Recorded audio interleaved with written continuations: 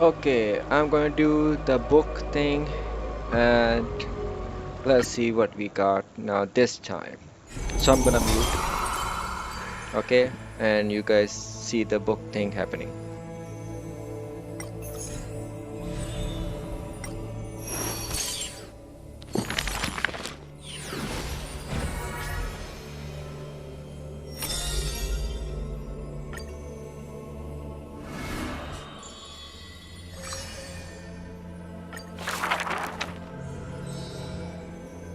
But being able to see everything is the same as seeing nothing.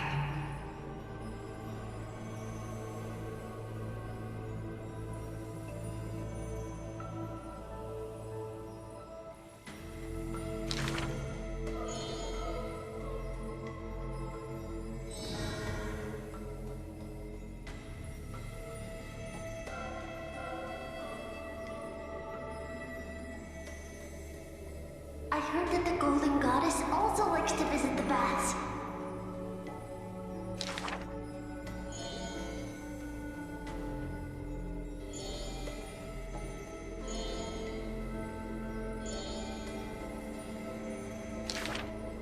Teacher, I had a dream.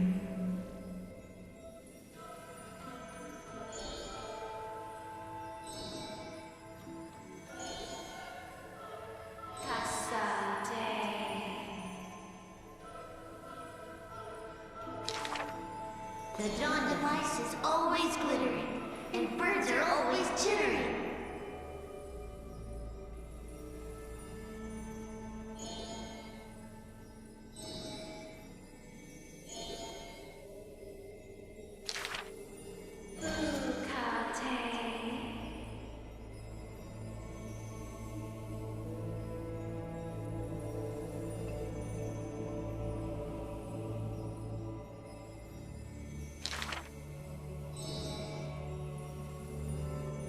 You are aware of everyone's fate, yet never speak of your own future.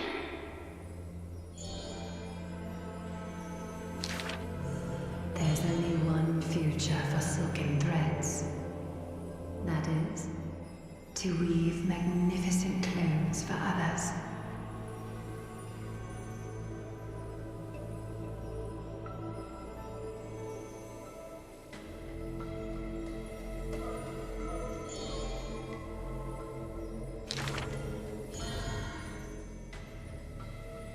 The one that wears this elegant attire in the future must bear the weight of the silk threads.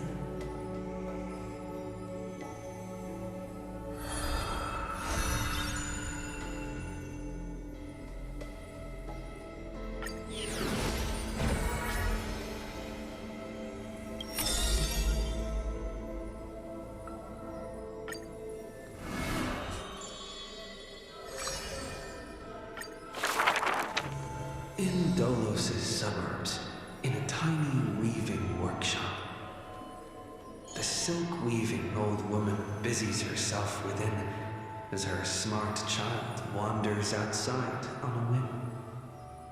The silk pours from the loom, some bright as the dawn, some dark as the night. The woman had lived her whole life in poverty, yet through her business, she never deceives. Good child, listen to me. Never lie and speak deceit, for people like you only do to honesty. The girl smiles and nods, but her heart is drawn to the boundless desires of the bustling streets. And the grandmother is unaware that her handmade white dress has been stained by the mud of conceit. Madam, what is a bundle of white silk's price? Sir, only 2,000 balance coins. An honest price tag can only meager profit obtain. If we keep sewing cloth like this, we'll stay poor for the rest of our lives. The girl complains to her grandmother while sprouting countless plots and petty tricks. The woman smiles and does not reply, only weaving with night-shaded silk a suave hooded robe for her little spark. Why don't you take some of our goods and go into the city tomorrow to try out those breaks? The mesmerizing moneyed charm of Dolo City turns minds and tongues into a whirlwind of confusion. Even the girl who prided herself on sharp ears and a clever tongue could not contend with the myriad of shifting faces before her. She returns penniless and furiously seethes. I vow to the god of thieves that I will eventually empty those people's pockets. Smiling, her grandmother stops her silk work and offers some dinner with humble dish. Silly child, don't let Titans hear such vows and promises. Yet when the moon rises, a magnificent pin graces the old lady's pale locks. The girl smiles at the old woman, now stunned in shock. I actually did return with some cash. The brilliance adorning her white hair drew all eyes, and its proud original owner arrived to stake their claim. The bet that the girl won with a brilliant trick is described as a thief's loot through lying schemes. The old woman, in her panic, shouldered the blame, confirming a sin that was but a fabrication. By Golos' laws, we must also execute all her family! To protect the girl, the old woman reveals the final secret unseen. She's not my family, but just an orphan picked from the street on a whim. People thought this to be a lie, but the girl knows her grandmother cannot deceive, just like how she always glossed over questions about parents and kin. Your parents went to a city-state far away. The girl never bothered to unravel the threadbare lie. Stop right there, you thief! Run as fast as you can. Cypher. The lies overthrow the shop and tear apart the good woman's good name, leaving the girl with guilt and grief. The hearth of her home was a lie, doused by another conceit. But if her sleight of hand had better skill, would it have made that fire burn forever? The girl pulls down the hood and sinks into the starless dark. I vow to the god of thieves. And from that day, she never left empty-handed, her words woven with deceit. However, back then the girl did not realize that the people did not covet one simple pin, but the golden blood flowing beneath her skin.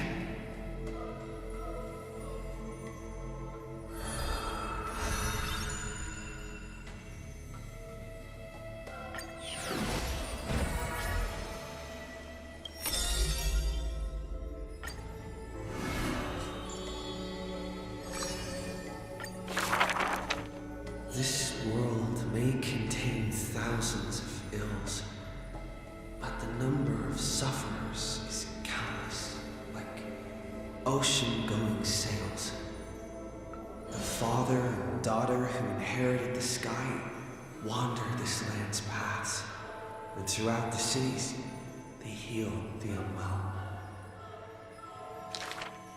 Heirs of the sky who once reveled in martial might, why do you now soothe the world's blistering blight? The doctor responds with a smile as he cures the injury's agony. Father, why did our ancestors revel in warlike might? Because they only have a sorrowful past of lamenting wails. Then why are we here, soothing the blight? Because we have a future that needs protection still. The priest, heart's dusk from dawn, collapsed the sky and sealed her wings. and dwells in a place where time itself mends, bearing the promise to return to the Zenith Supreme. This is the Twilight Courtyard's story. And the father tells his daughter the tale of their line, next to the bonfire lit in the wilderness where winds pine. Though he had told this story many times before, the light in the girl's eyes still shines. Maybe I will return to the sky one day. Or maybe that is not to be your fate. The blessings of the sky were passed down through generations of their heirs. The brawn of the Titan who molded stars granted a boon fitting and fair. Perhaps the girl with heroic blood in her veins will be accompanied by thunderbolts and the sun's merciless glare. Childishly, she recited the words, Oh sky, heed my wishes. and thunder and heat did not descend. She only saw a sliver of gentle, warm flare, wiping away mortal exhaustion and others' tired airs. What a gentle blessing. All said that she must be a savior saint, bringing light to the land, even if faint. But where the girl's eyes often gazed was the wine-dark sky, gloomy and bleak. The god is also sick.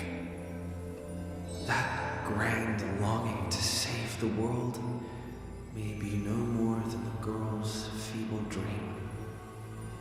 But her father treated it as his greatest treasure, and taught her all the ways of potions and creams. That girl therefore always accompanied the gentle master of healing and repair.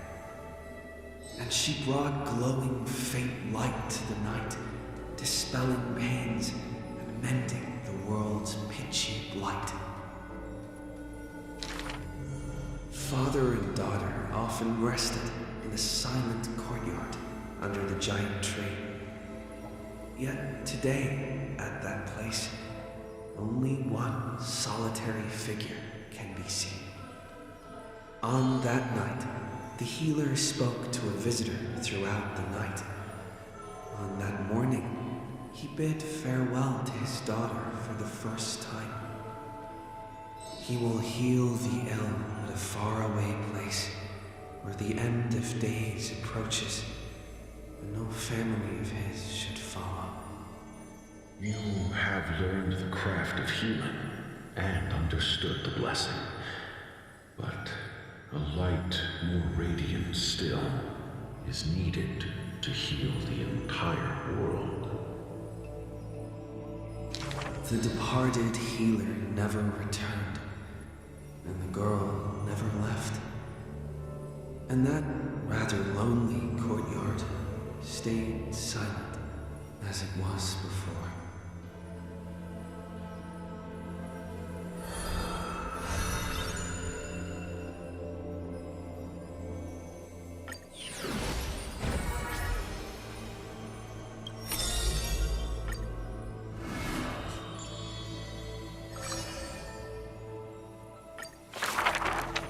There are no swords here, only farming tools. Facing the ambitious boy, the shopkeeper kindly explained, Even a rake would do. Let its worth be judged by the verses I etch upon the earth with it. Many days later, the wounded child stood upon the scorched earth, and silently he buried the ruined tool. For that was his first sword. And on the day that the black tide came, he broke the shackles of fate with that weapon true. Let go of my beard, you white-haired rascal! No! Fine! You win, okay? That was the first victory claimed by the boy, a victory often mentioned in later years, and yet he never treated it with shame. I understood something thanks to his beard. The others hold their breath, waiting for his thoughts, but he only gives out one response. The victor must stay focused, and success will come when you work on nothing else. Those words became the foundation of his existence. Knowledge is also a power used to smite. While studying at the Grove of Epiphany, he etched this into his heart. So he devoured thousands of books, skimming through to glean the martial powers of might. But unenlightened wisdom is merely dust, and when the next calamity approaches, all he recalled is flight. Thus, his books are always worn into shreds, for each book was read endlessly till he remembered every detail slight. When first arriving at the holy city, he was no more skilled than a soldier, except his ambition. Even the deliverer from the sky must have their beginnings in the soil of the nations. The elders in the holy city scorned, casting him into barracks in derision. But none expected this new recruit of unknown history made his name in one mission. Some asked him, which teacher caused such improvement? He answers with countless names, including the Inquirer's own. Only one who treats the world as their teacher can bear its eventual destiny. Those with golden blood are bound to succeed. The golden heroes are born as gods, beloved. Such words echo in the man's mind, yet he knows glory is not where the journey begins. He misses the buried rake, worshipped the enemy with the long beard, mended his tattered books, and polished the barracks' dust-covered gear. What forges a hero is not destiny from above, but the long journey that follows. Now he stands here and looks back, and his past twists into a winding path. The long road to the sky stretches ahead, and towards the blazing white sun, he pens down Deliverance's name.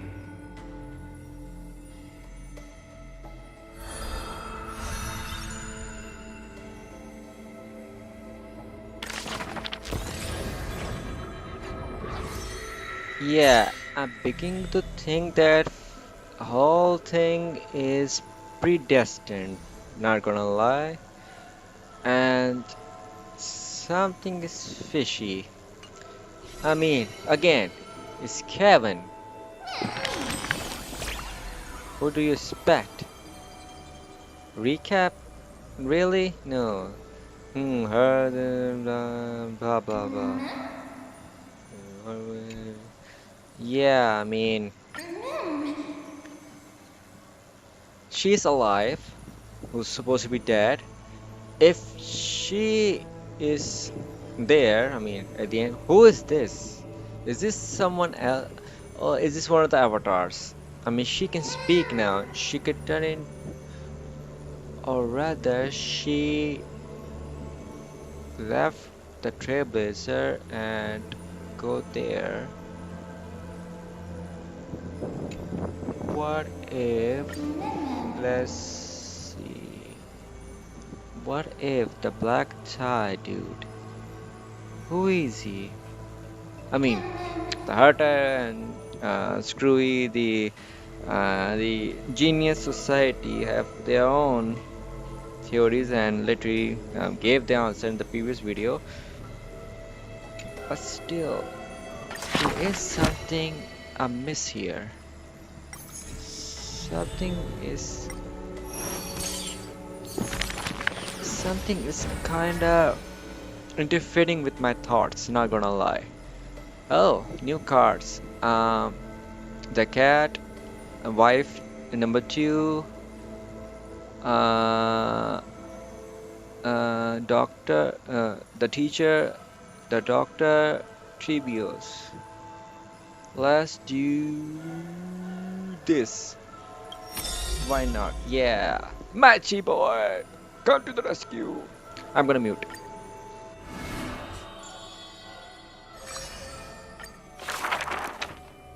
As always, to perceive the man's fury, one must do so 7,000 paces away. The Kremnos he guards is once again shrouded by mist. Rust, blood, and fire are the ceremonial ode to the demigod. There is no one to witness or to give cheers of glory. The final Kremnos festival goes on without end. The victor shall embrace death in silence, and his glory will only be remembered by the defeated array. For that man, laws and seals no longer have meaning. War and battle never cease for a single minute, each passing day indistinguishable, morning and night entwined. The corpses pile up, filling ravines, forming mountains strong. He carved time with peak's edge and counted the fleeting years by fires of war. Sometimes the lion would climb to the hilltop to look down on the world and search for friends and longing. The distant heavens and earth stretched vast and boundless, but their endlessness felt ever more remote. Like Nikador, he cannot escape madness's clutches.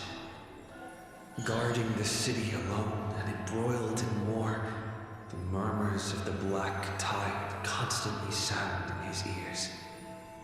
Yet a flame soars up his chest every moment, casting light upon the indomitable path behind him.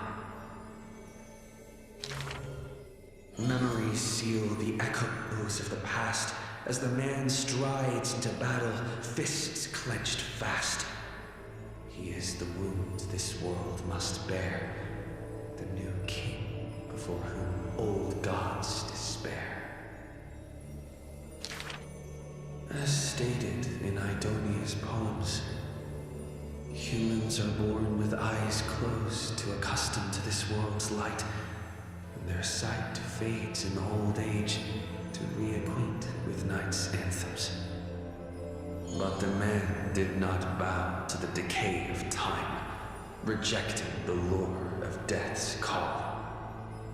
With each return from the brink of death, his eyes burn with fury, fixed upon his foes, until everything suddenly faded away, like a surging black tide swallowing all into nothingness.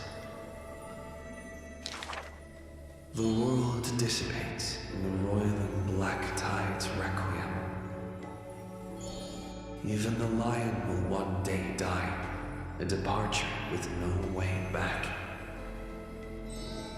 With a sudden fall, his pierced chest hits the ground, and slowly flowing into the underworld is his golden blood, departing his system.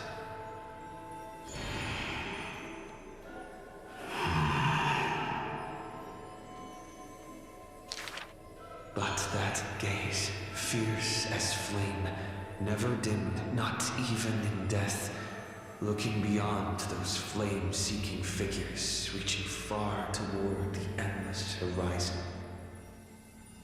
In the morrow sky, the stars will chant, "The lone king of Kremnos is called mighty. His journey was one of ceaseless, eternal eternal warfare, and behind him, he left a world ablaze with glory.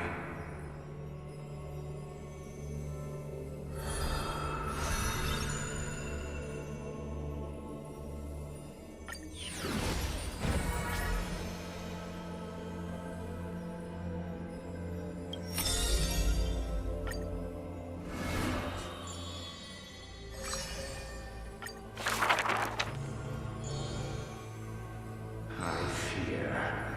How can mere mortals defy the gods? I worry. How can mortal bodies reforge the world anew? I suspect that the prophecy is simply a rumor.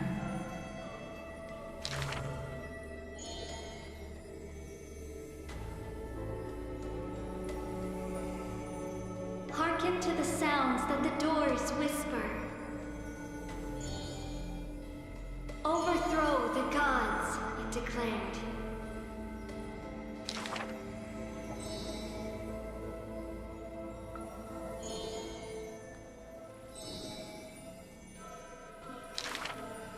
Teacher, do not hesitate.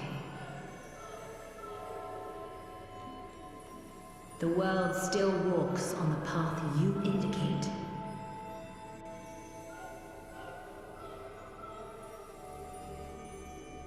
Restore the core flames, it declared.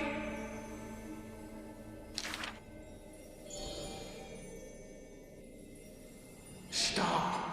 We only wish to live life as it is. No more. Cease. Our achievements already stand tall. Rest up! We only wish to live in peace and prosperity.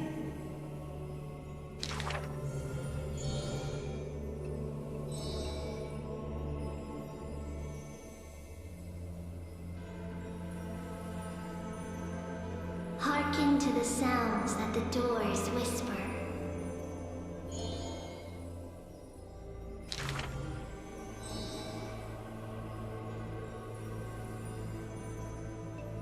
Please, be not afraid.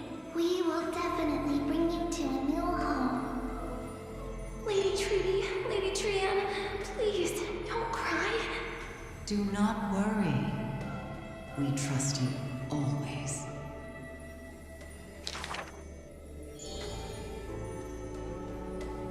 Bear divine authority, it declared. Quiet Trian has little to say. Lively Trian loves to play, and well-behaved Treaty roams around all day.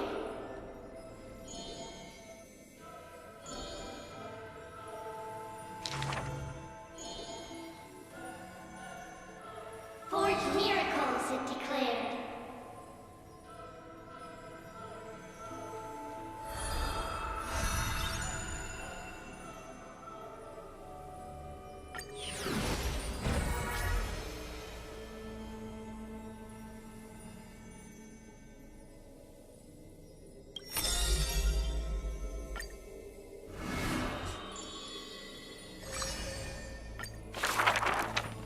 If every single scar equals a coin, then the girl always pursued would be worth her weight in gold. Deception, theft, and night heists. But her nerves failed her when it mattered most. The girl clutches meager loot to her chest and escapes, muttering curses, bearing her pain. We're head on. I definitely win next time. She always longs for the coin of Whimsy's blessing and creed. Yet the coin in the air always suddenly disappears, as if in reply from a trickery type.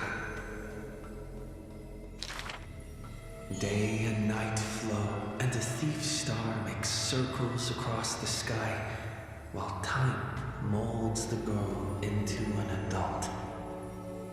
The cloak once used to conceal her entire body now only suffices as a hood that barely covers her fringe.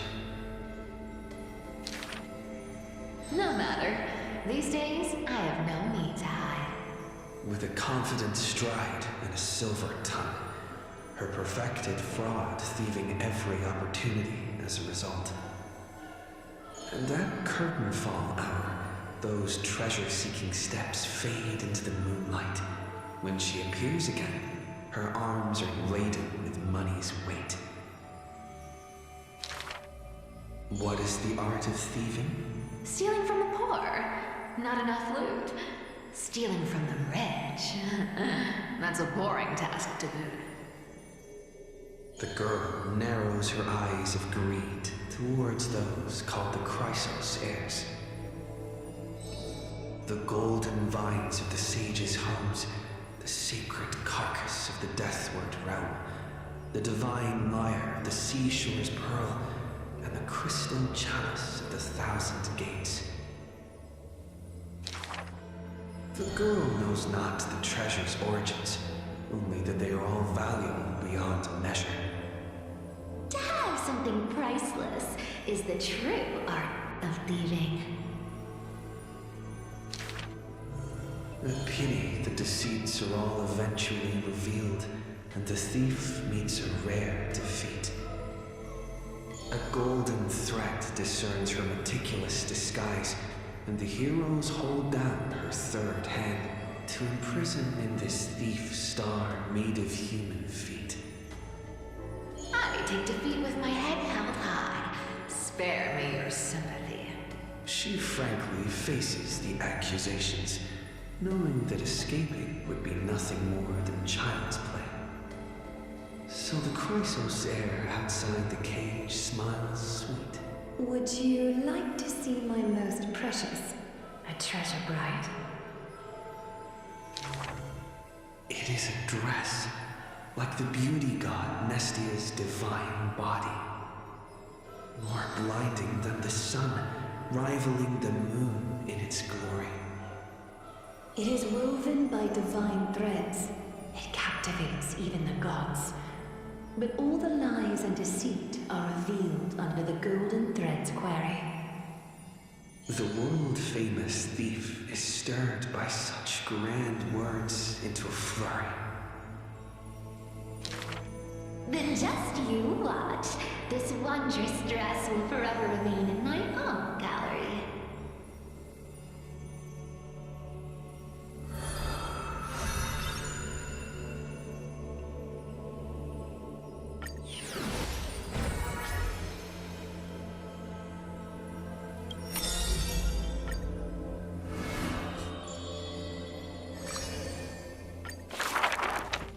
A good student who often did stupid things. Was the assessment from the Lotophagist sage. An excellent healer who fails at all scholarly means. Was the assessment from the Nodist sage. A shining child who also burns away her own life's rays. Was the assessment from the Erythrocharonist sage.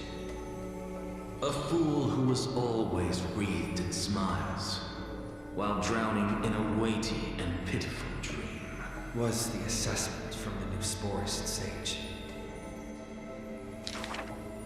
The girl had visited all the schools during her time studying in the Grove. She refused to become a scholar, despite her exemplary grades. Instead of increasing this world's knowledge, I prefer to reduce its pain. While the sages faced her words in silence, the Neusporist sage alone decided to hire her as assistant post-haste. An apprentice who spends wisdom is more precious than scholars who hide knowledge away.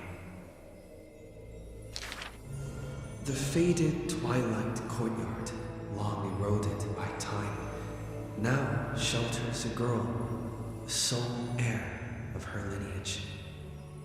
Loneliness accompanied her days, till the sage of the Caprists visited her and brought her a chromatic pony with a grin. It may be the Eye of Twilight's creation in times gone by, for it shines with the sky's rainbow hues within. winged beast of her father's tales? But the sleepy, dreary-eyed pony before her was soft as freshest plucked cotton. The girl still took this gift, for from the little creature she smelled the scent of clouds distant. If it weren't for her, I would have suffered more accusations. The new sporism sage says in admission. The scholars coming to deliver arguments and reproach often stopped before the door, not coming to fruition. For the girl before the door soothed their blazing anger like the soft clouds, gentleness in cumulation. Do you know what sacrileges he has committed? The girl muddles her answers, yet her heart knows in full admission. Like you and me, he too wishes to heal all of this world's afflictions. The girl treated ailments for many years in the grove, composing her medical treatises into tomes. When scholars seek medical help, she realizes with a startle that kindness too can grow into its own bloom. By that time, the twilight already lost their eyes, and the world drowns in evernight, while the girl and the healer again traverse the world in gloom. Seeing the golden thread and ivy in the night, though it has been long since she recalled her past, she once again thinks of her childhood dream. Should the sun be dimmed by destiny's decree, then the dawn that heals the world I shall replace.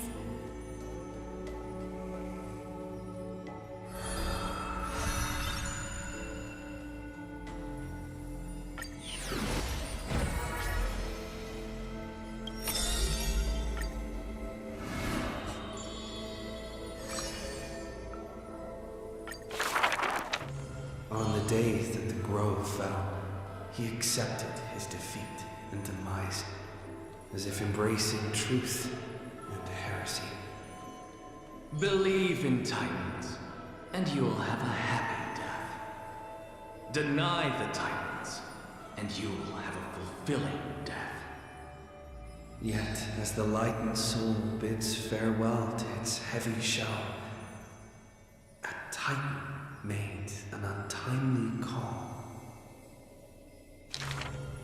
Do not be startled, child of humanity. You have a final query in this world. You finally came. He does not seem shocked and lets the core flame take over his shell. Be more punctual next time, if you will. Upon his first meeting with the Titan, the blasphemer was already on his best behavior. And towards the suggestion to reforge his body, he paid no mind. I have so kindly offered you the best body. So why do you insist upon your mortal imperfection? The scholar replies in candor. Only by retaining the various flaws can my humanity be preserved in rigor. His form remains in the mortal realm, while his spirit walks the river of soul's shores. Between life and death, he fatigues.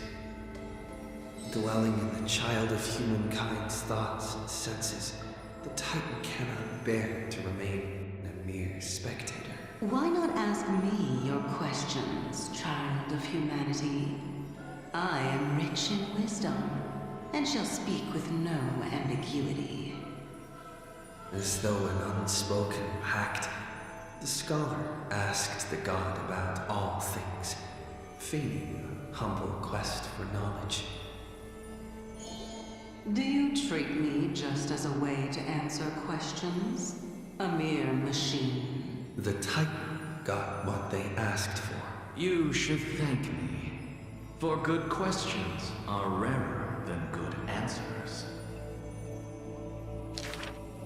Compared to the joy of a new life, the scholarly breakthrough carried home alongside death filled the scholar's heart with more fervor. He returned to the Scourged Grove many times, and the Black Tide followed. Despite his defeats, he never sought help or permission. But at every desperate moment, the Titan would eventually take over one half of his body. The union of man and God. A flawed and clumsy choreography. It happened but once, a perfect harmony. One man, one God, speaking in one breath. Stop stepping forward at the same time as me. The Titan once revealed the secrets of mixing life, a boon seemingly a blessing, but full of malice. What a tempting bait. But that's not my desired chalice. Divine power is within his reach, but the scholar is not moved by that essence. This long and abnormal temptation is also a trial of elevation, for the sage can achieve all things, but shortcuts alone he abhors with silence.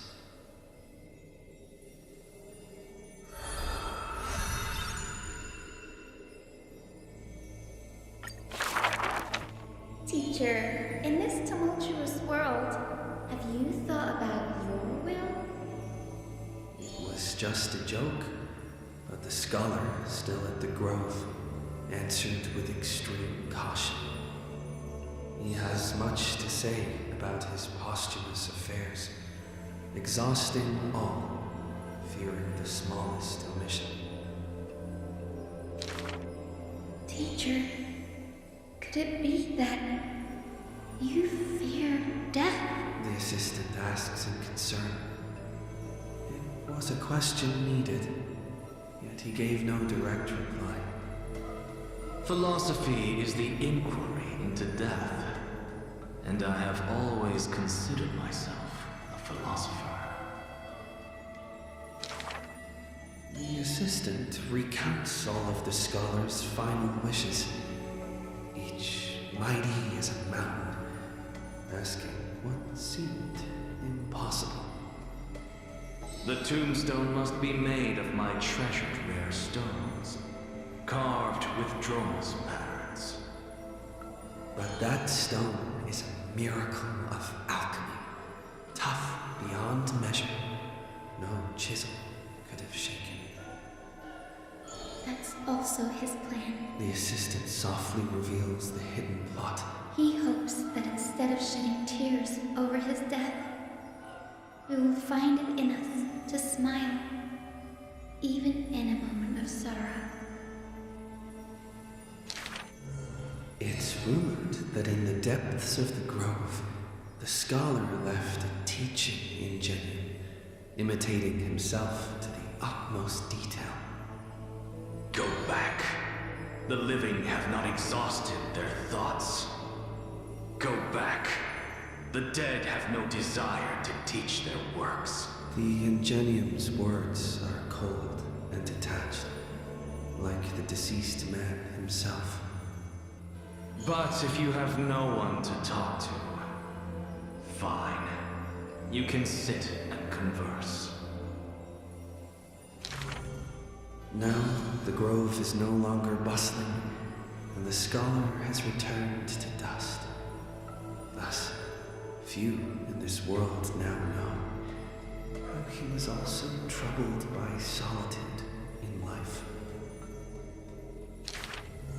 Someone once suggested, Perhaps your ambition should also find its place among your final wishes. Pointless notion. He dismissed in derision. Unveiling the countenance of the gods is a task for the living. Perhaps that is his haughty position. Such a melancholy topic, yet he insists on feigning a twist, avoiding it altogether. Perhaps these chapters should not be retained. Most are from the scholar's handwritten drafts, shown without his permission. Yet there seems to be a voice there in remonstration. It's just the past. What harm is there in revelation? Even in passing, his hubris still resounds in reverberation. The smaller a thing is, the more it shows its weight. The more foolish my name is, the more glory my achievements will be in comparison.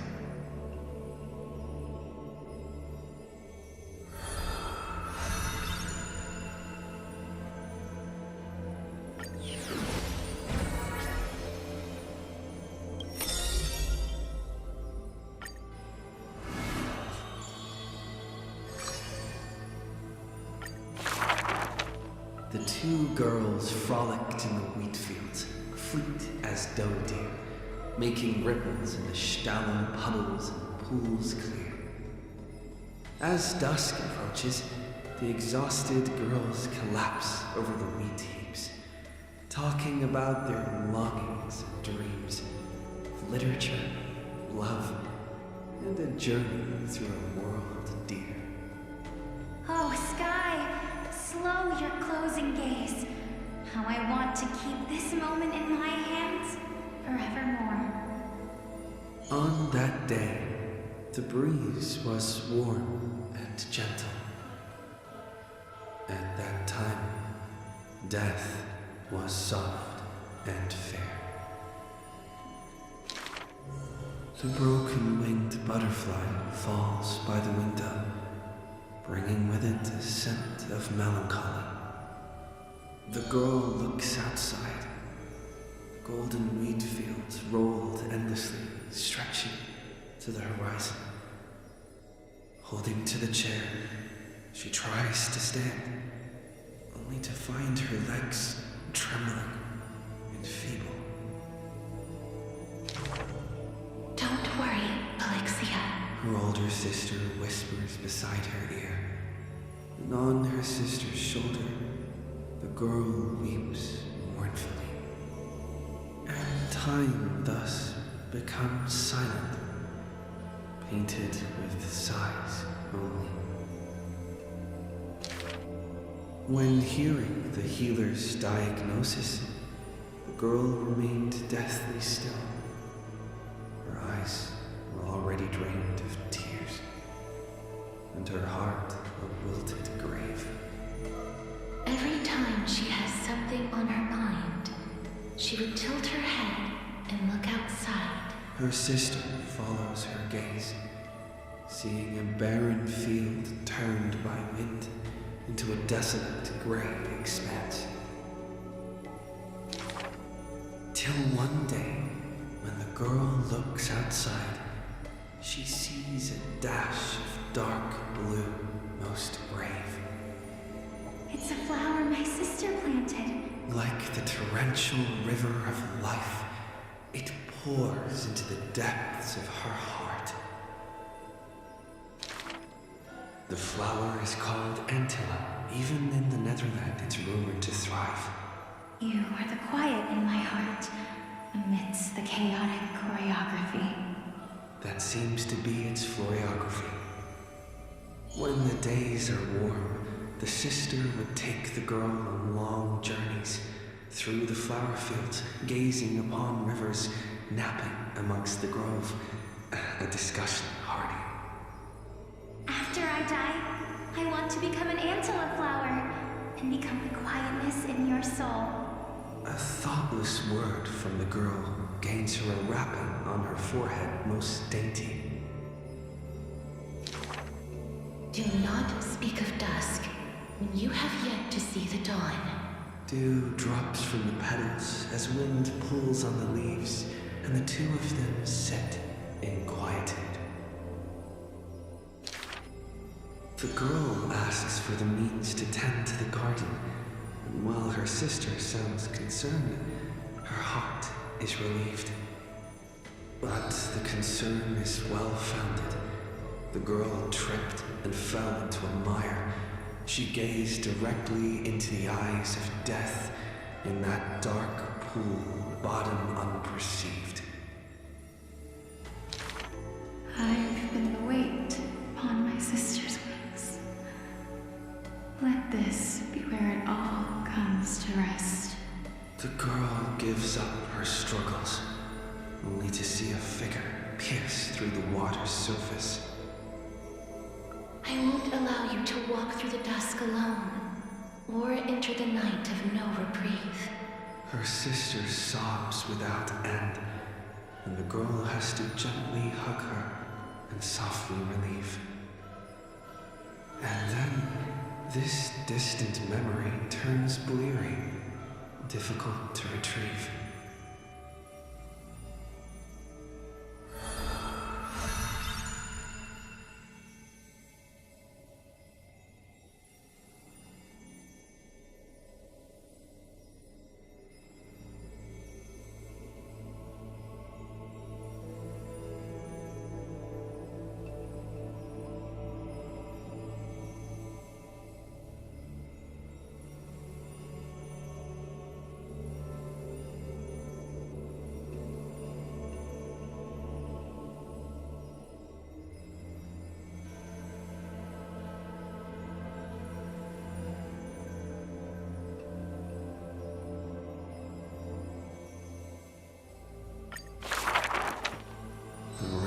Souls flows to the other side, wrapped in the land's night. Broad, slow, an eternal and silent sight. It belongs to all in this world that has life, all of which flows downstream, converging as one. The master of the nether realm, Thanatos, enshrouds themselves and the souls within the moon cocoon. The dragon, born from the cocoon, carries a girl, soaring upstream the river of souls, defying its eternal flow. Their connection flows tighter than blood, and the key that opens the netherworld's gates is the sister's selfish plight.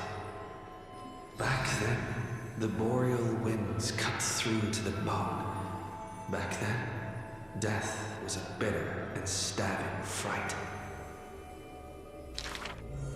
In the netherrealm, without an earth or sky, a flower named Antilla blooms, its beauty witnessed by but one soul. You are the quiet in my heart, amidst the chaotic choreography. The younger sister scores through the blooming Antilla fields, never finding that promised dark blue sprig.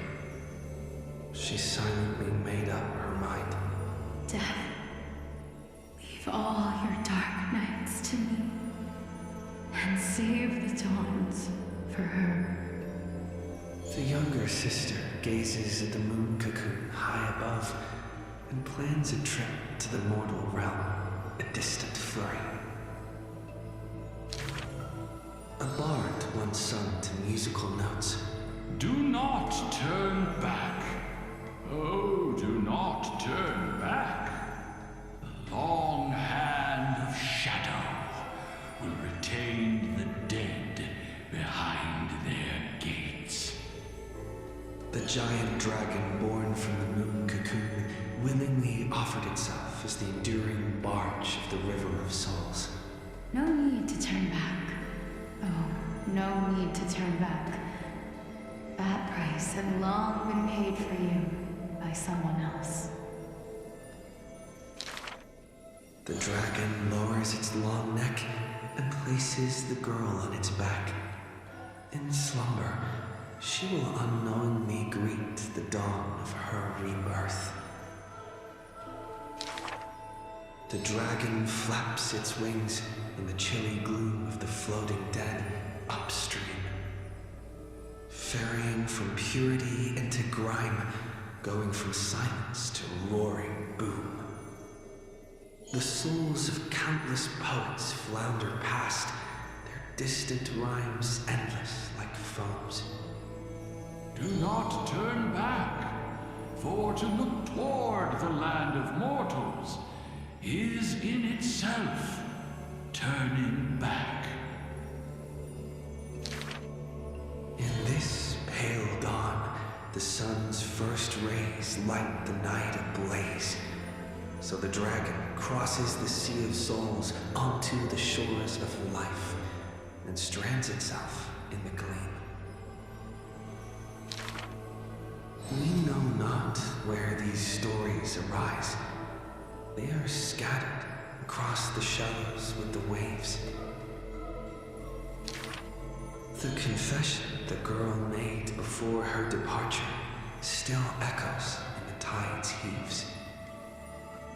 If there is anything for me to leave behind, may it find a soul to remember. This is the ode of my life, and I've already penned my last stroke.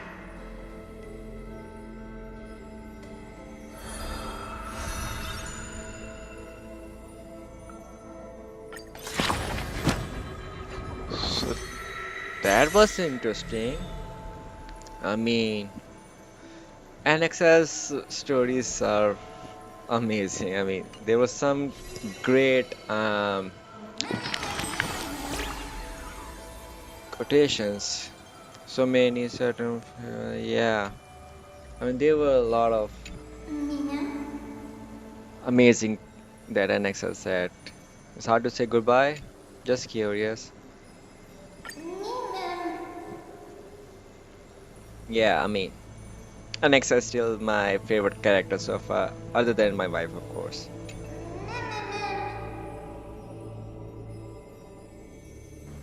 But yeah, I enjoyed that my guy so much. I always wanted to see. Yeah, yeah, it will. Yeah, why not? Oh, really? Thanks. If only you could dialogue, only if you could say, I have to read. Yeah, partners. Sure. Well, that was interesting. That was amazing. I'm not gonna lie. Whoa, so many achievements, so little time. No. Go to that. No. Okay, whatever. So yeah, that was an interesting book read. A long book read. I mean, it's almost an hour in the video. So yeah, I enjoyed it so much, and I'm gonna end the video here. Hopefully this part of the screen that here will be appeared on the thumbnail of the video. Well, take care guys. Bye. See you in the next video, the next version, the next chapter of Amphoreus. Chapter 4 concluded, and let's see what chapter 5 will say next time. Take care guys. Bye.